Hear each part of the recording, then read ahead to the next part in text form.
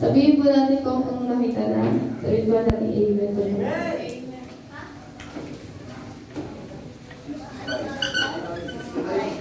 65. Amen. 1 to 10 lang po. So, salita po tayo. Unahan ko na po. Nakita na po ba lahat? Amen. Sige. Pagpupuri at pagpapasalamat.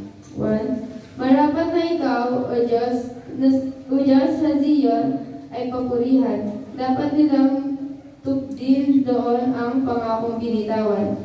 Pagkat niya ang panalangin nila ay iyong dinidinig, kaya sa kasalanan lahat sa iyo ay kalapit. Bunga nito ay pagkukulang, kaya kami nilulupi. Gayon pa man, patawad mo ay amin pa rin nakakamit. Sila mga iniilang mo ikaw sa templong manahan. Sila mga pinili mo'y mapalad na tuturihan. Pagkagalak kaming lubos sa loob ng templong banal, dahilan sa dulos nito pagpapalak sa kanila. 5. Kami iyong dirinig, tagapagligtas naming Diyos. Sa kahangahangang gawa, kami iyong tinubos.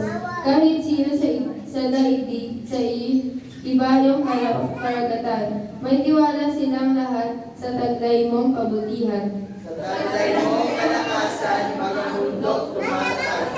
Dapat ang lakas mo ay sa gawa ng makayan. 7. Ang uyog ng karagatan, iyong pinatatahimik, pati along malalaki sa panahon ng nangangali, maging mga kahulugan nilang mga nagagalit.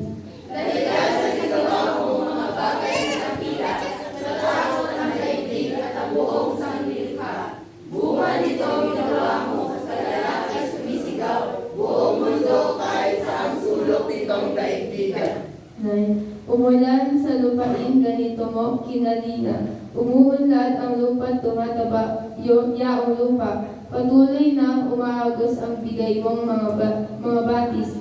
Sa halaman na sa lupa ay ito'y dumidilig. Ganito ang ginawa mo na hindi mo inakit. Sabay-sabay po tayo sa 10. Sa iyong kalan ng ulin, ang ulan ay masalana. Ang bukilin ay malubig at palagi pasang-pasang. Sa banayad ng pag-ulan na yumangkot niya ang lupa. Kaya naman pati tayo ay manago at sariwa.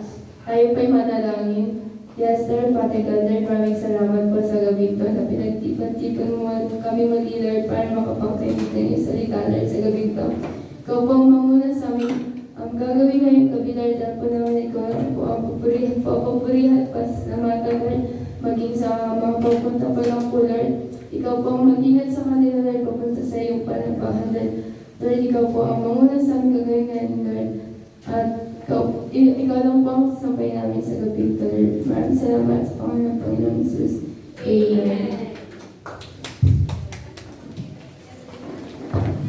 Amen. So,